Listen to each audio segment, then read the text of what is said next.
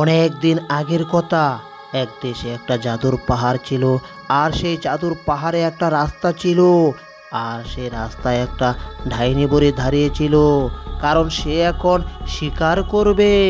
আর তখনই জাদুর পাহাড়ের এই রাস্তা দিয়ে কিছু শেয়াল হেঁটে হেঁটে আসছিল। আর শেয়ালগুলা আসতেই ডাইনি বুড়িটাকে দেখে ফেললো। আর ডাইনি বুড়িটাকে দেখে শেয়ালগুলা পালানোর চেষ্টা করলো, কিন্তু ডাইনি বুড়ির অলৌকিক ক্ষমতার মাধ্যমে ডাইনি বুড়ি শেয়ালগুলাকে ধরে ফেললো।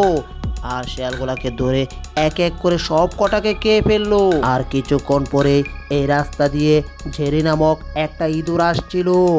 আর ডাইনি বুড়ি যখন ইঁদুরটাকে তার অলৌকিক ক্ষমতার মাধ্যমে খাওয়ার চেষ্টা করলো, তখন এই ডাইনি বুড়ির সাথে ভয়ঙ্কর একটা ঘটনা ঘটলো।